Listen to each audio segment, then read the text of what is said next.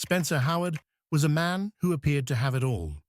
Born from one of Fairview's oldest families, he inherited not only wealth, but also a heritage of civic responsibility.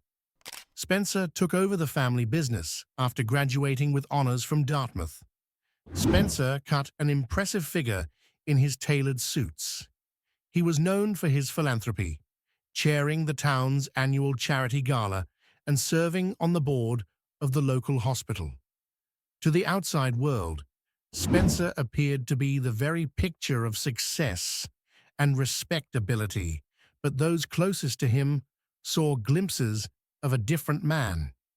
His assistant Bethany noticed his increasing distraction over the past year. His golf buddies at the country club commented on his sudden cancellations and unclear excuses, and his wife Laura had confided in her sister about their growing estrangement. Reed Foster, Laura's son from her first marriage, was just starting to establish himself in the world. Reed had moved with his mother when she married Spencer 7 years ago. He was initially a moody teenager, attempting to adjust to a small-town life after growing up in Boston. Reed has developed in recent years. Reed was popular among his peers, and he had just begun his junior year at the local community college, where he was studying environmental science. His professors praised his drive and energy, especially the work he did on a project to clean up the town's polluted river.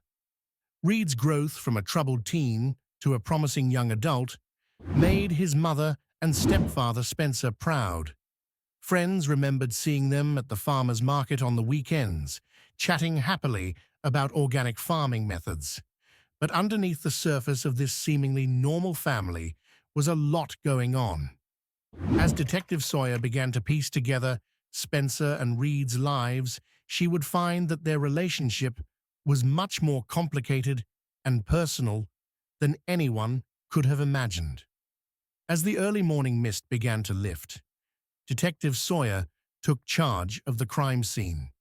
Her first task was to make sure that no evidence was tampered with. So she told the police to set up a wider perimeter to keep curious onlookers and the quickly gathering news from getting in the way. Vans at bay Sawyer keen eyes looked at the outside of the house and noticed that there were no signs of forced entry. The well-kept yard and flower beds showed no signs of a fight or a hasty exit. Whatever had gone off inside the Howard home seemed to have stayed inside. As dawn broke, Sawyer put on her protection gear and entered the house. The air smelled of copper and something else. Fear was heavy in the air, and she made her way to the study where the bodies had been found. The dark wood walls and leather-bound books in the room made it feel like old money and custom. But now, it was a scene of violence. Spencer was lying on his old desk with his legs spread out. Next to him, a broken crystal glass was lying on the floor. Reed's body was squished up next to the fireplace, with his arms spread as if reaching for something or someone. Both men were only wearing robes, which Sawyer noted as an oddity that would be thought about later. The forensics team then began their careful work of photographing and writing down every detail. Sawyer looked around the rest of the house and noticed the breakfast dishes that weren't washed in the sink, the 2 empty wine glasses on the coffee table in the living room, and the rumpled sheets on the bed in the master bedroom. Each seemingly insignificant detail could be a key piece of the puzzle. Sawyer knew that the key to solving this case wasn't just in the physical evidence, but also in knowing how the Howard family worked. To do this, she would have to learn a lot about Spencer and his family. To find out the truth about this horrible crime, Reed and Laura will give a nod to her team. Sawyer walked out onto the front porch. It was time to start the interviews that would help him figure out what the Howard family was hiding. Everyone in town knew about Spencer and Laura's wedding. 7 years ago, Laura Fosterson, a divorced mother of one, came into town like a breath of fresh air and quickly won over the heart of the town's most eligible bachelor. Their short but sweet romance ended with a big wedding at the Howard family estate, where everyone in town was present. Laura, with her lively personality and desire to help others, seemed like the right match for Spencer. She threw herself into being a society wife, chairing groups and throwing dinner parties with gusto. But those closest to the couple knew she wasn't really there. The strain that started to show in the last few years. Flora's sister Audrey later told police that Laura had told her that she was feeling more and more alone in her marriage. Spencer, on the other hand, had loved being Reed's stepfather at first. He took Reed fishing, went to his soccer games, and even hired tutors to help Reed do better in school. But as Reed got older, the relationship between stepfather and stepson started to change in ways that made some people uncomfortable. A childhood friend of Reed's talked about a time in their senior year of high school when she went to the Howard house to pick Reed up for a study session and found him and Spencer having what looked like a serious conversation in the study. When they saw her, they both jumped apart and looked confused. Zoe thought it was just an argument at the time, but now she wonders if there was more to it.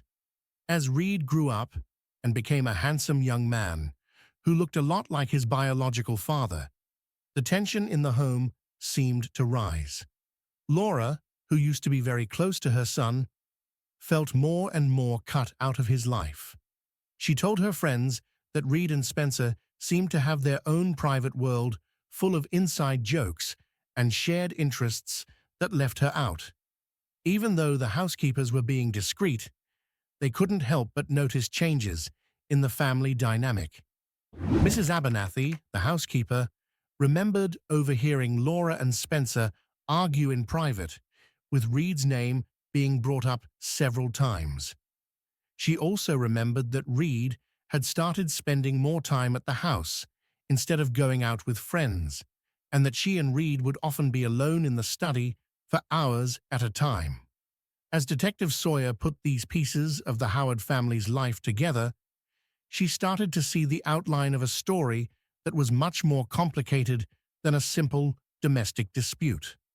As the investigation went on, Detective Sawyer and her team began to reveal more secrets about the Howard family. Their first big idea came from a source they didn't expect: the family's smart home system. Tech Specialist Officer Ravi Patel found that the house's security cameras had caught some interesting video on the night of the murders, even though they weren't covering the inside.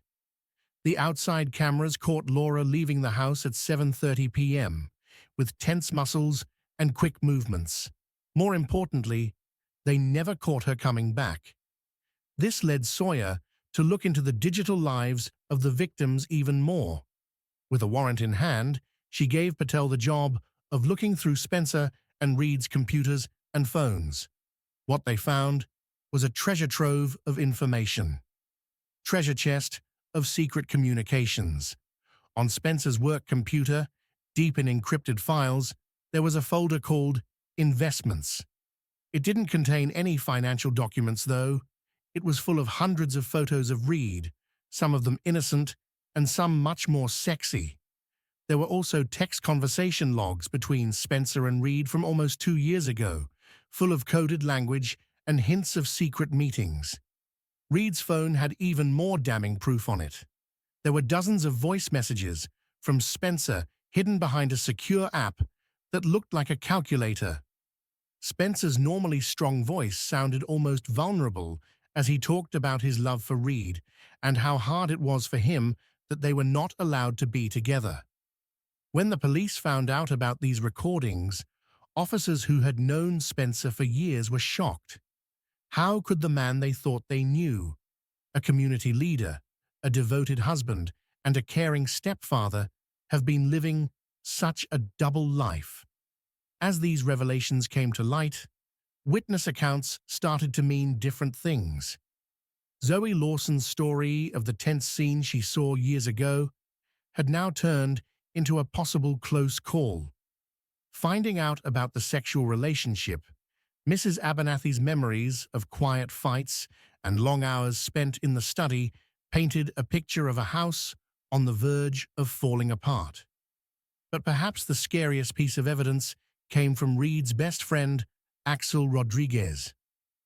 In a tearful interview, Axel revealed that Reed had told him just a week before his death that he was planning to end things with Spencer because he couldn't take the guilt any longer.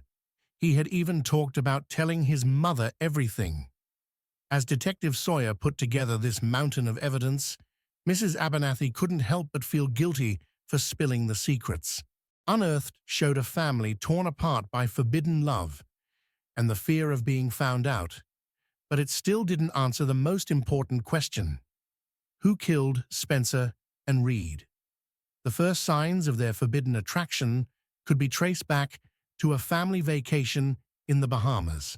A series of text messages sent after the trip showed a growing emotional closeness between stepfather and stepson, full of inside jokes and veiled references. Their physical relationship seemed to have begun a few months later, during a time when Laura was away on a 2-month charity mission in Haiti. Spencer and Reed's messages at this time were full of anticipation, later admissions of guilt, and declarations of undeniable attraction. From that point on, the affair was carefully planned to avoid being caught. They mostly used encrypted apps to talk to each other, code words to set up meetings, and Laura's many charity events as an excuse to spend time together. Spencer went to great lengths to make time for intimacy. He started working from home more often, saying that he needed quiet to focus on important projects. He encouraged Reed to take online classes, supposedly to save money on commuting, but in reality to keep him closer to home. He even renovated the study, adding soundproofing to make it a better place to work from the outside world. Their closeness was seen as a heartwarming example of a stepdad and stepson bonding. Spencer took Reed to high-class events and introduced him to important people as a mentor, but there were close calls. Once, Laura almost walked in on them in a compromising position, but the sound of a floorboard gave them a second chance. Another time, a housemaid found one of Reed's shirts in Spencer's study and asked about it, so Spencer quickly explained that it was laundry he was going to donate. As the affair went on, both Spencer and Reed got better at living two different lives while keeping up their public persona. Spencer, a well-known businessman and community leader, and Reed, a bright student and environmental activist, were both working on their secret passions behind closed doors. But as with all secrets, the weight of their lies was starting to catch up with them, setting the stage for the tragedy that would happen. As the investigation went on, Detective Sawyer turned her attention to Laura Howard. The grieving widow and mother was first seen as a victim, but when it came out that her husband and son had been having an affair, she was seen in a new light. Sawyer had to look into Laura's alibi for the night of the killings. Laura said she had been to a charity event in Burlington, which is about an hour's drive from Fairview, that night. She said she had left home at 7:30 p.m., went to the gala until midnight, and then stayed the night at her friend Cordelia Westbrook's house. The next morning, she came back to Fairview to find the tragic scene. At first glance, her story seemed to make sense. Several people who were at the Char Gala confirmed seeing Laura there, dressed to impress and looking happy. Cordelia Westbrook confirmed that Laura had stayed the night at her house, but as Sawyer dug deeper, he found that Laura's story was not entirely consistent.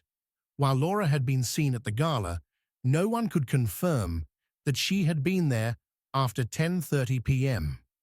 Early in the evening, she was in the background of a few pictures taken by the event photographers, but she wasn't in any of the later pictures. Also, cell phone tower data showed that Laura's phone had ping off a tower just outside of Fairview at 11:45 p.m., which contradicted her claim that she was in Burlington at that time. When she was told this, Laura got upset and said she must have left her phone in the car. When Cordelia Westbrook's story was looked at more closely, it started to fall apart. Even though she said Laura had stayed the night, she couldn't give any specifics about how they interacted that night or the next morning. These problems with Laura's alibi made Detective Sawyer wonder what had really happened on the night of the murders and where Laura Howard had been. As he put together the events of that terrible night, using forensic evidence, witness statements, and digital footprints, a chilling story began to emerge. She put together Spencer Howard and Reed Foster's last hours. The day had started out like any other. Spencer went to his office in the morning, while Reed went to classes at the community college.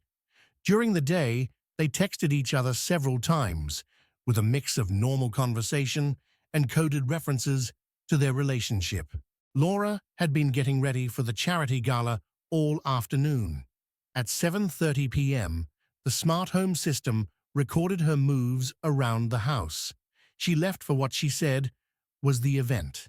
Outside, cameras caught her leaving, and Reed's car was seen pulling into the driveway around 8:15 p.m., its expensive dress sparkling in the dim light.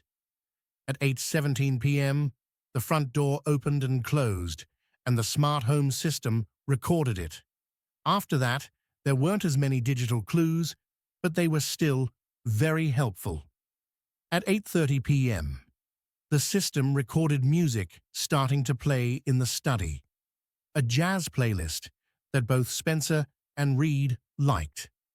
The volume was turned up higher than normal, which would turn out to be an important detail.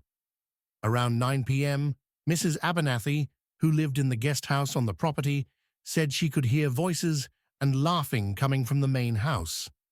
When she went outside to water her plants, she didn't think anything of it, because she thought Spencer was having fun with a business partner. The last digital sign of normalcy was at 9:45 p.m. Spencer's phone went off to look for a recipe for an old-fashioned drink. There was a strange digital silence in the house for 2 hours, and Sawyer and her team couldn't figure out what happened. The autopsy showed that both Spencer and Reed had been stabbed multiple times, but they were found in different parts of the study. Spencer was found at his desk, which suggests he was attacked out of the blue. Reed, on the other hand, was found near the fireplace, which suggests he may have tried to escape or defend himself. The murder weapon. There were no prints on the letter opener from Spencer's desk that was found thrown away in the wastebasket. The killer had been methodical, taking time to clean up some of the blood spatter, but they had been stopped before they could finish. Most interestingly, DNA from neither victim was found under Reed's fingernails, which suggested a fight.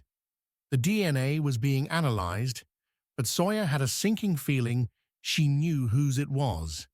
At 11:52 p.m., the front door opened and closed again, according to the smart home system. This happened at the same time as Laura's phone, pinging a cell tower just outside the area. As Sawyer looked at the timeline she had made, she couldn't get rid of the image of Laura Howard, still wearing her sparkly gala gown, going back into her home to confront her husband and son about what she had seen that made her do such a violent thing, and how she had been able to go to part of the charity event and still get home in time to kill them. Sawyer thought the answers lay in the complicated web of lies, love, and betrayal that had ensnared the Howard family. When word of the murder spread through the community, people were shocked. The Howard family had been an important part of local society for generations, and the violent crimes seemed out of place with how peaceful the town seemed. Wednesday afternoon, 18 days after the murders, it rained, and Detective Sawyer was looking at security footage from businesses along the route for the 18th time. That's when she noticed something strange. A gas station camera had caught Laura's distinctive red sports car pulling in at 10:15 p.m. on the night of the murders. The timestamp didn't match Laura's claim that she was at the charity gala at that time. More importantly, the video showed Laura getting out of her car in a clearly upset state, her fancy dress replaced by an unremarkable sweatsuit. With this new proof, as Sawyer got a warrant to search Laura's car, the forensics team went through it and found blood traces that matched Spencer and Reed in the trunk. Under the spare tire, they found a plastic bag with the Gagon in it that had been squished away quickly. But the most damning evidence was found in the navigation system. It had recorded a route from the charity gala location in Burlington back to Fairview, with a timestamp that showed Laura had left the event much earlier than she had said she had. During a tense interrogation, Laura's carefully constructed alibi started to fall apart. She finally broke down and admitted to the murders through tears. Laura said that she had been denying for months that her husband and son were having an affair. On the night of the gala, she had forgotten her phone and went back home to get it, only to hear noises coming from the study. Peering through a crack in the door, she had seen Spencer and Reed having an intimate moment, which confirmed her worst fears. Shocked and angry, Laura sneaked out of the house and drove to the gala, forcing herself to show up. But as the night went on, her feelings got the best of her, and she had to leave early. She changed into clothes she kept in her car in case of an emergency, and she went back home to confront Spencer and Reed. The argument quickly turned violent in her fury. Laura took the letter opener from Spencer's desk and attacked them both. She said she was temporarily insane because she was so angry at being betrayed. With Laura's confession, the case seemed to be solved, but Detective Sawyer knew the Howard family's tragedy was far from over. Over the ripple, this crime would have long-lasting effects on Fairview.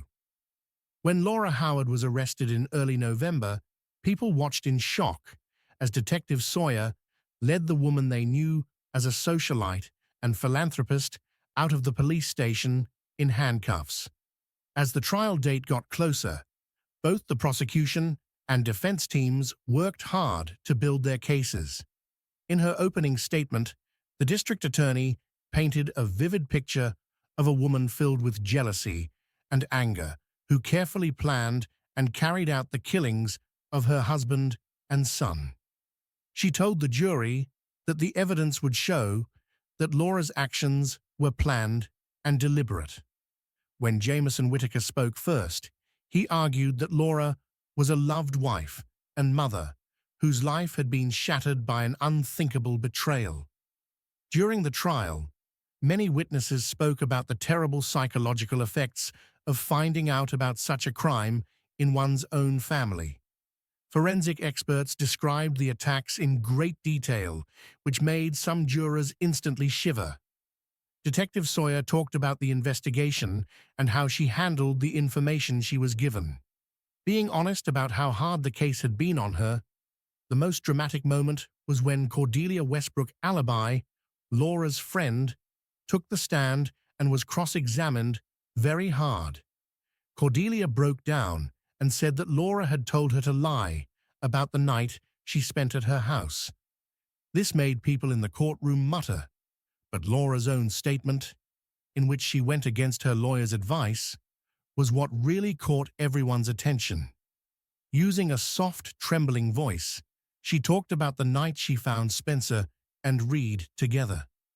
She talked about how shocked, confused, and then furious she was. As she talked about the time she grabbed the letter opener, tears came down her face. She said she had only meant to approach them, but lost her temper. Many people in the courtroom, including some jurors, were moved by her sobbing account of stabbing the two people she loved most in the world. After 3 days of deliberation, the jury returned to the packed courtroom on the charge of first-degree murder for Spencer Howard and found Laura guilty. On the charge of first-degree murder for Reed Foster, the jury also found Laura guilty and sentenced her to life in prison without the possibility of parole. As Laura was led away, the tragedy in the Howard family was officially over. But the town and everyone involved would feel the effects for years to come. Thank you for watching Truth Uncovered, where we bring chilling true crime stories to light. If you enjoyed this video, make sure to hit the like button, subscribe for more mysteries, and turn on the notification bell so you never miss an upload. Have thoughts about this case? Drop them in the comments below. Your insights might just uncover the truth.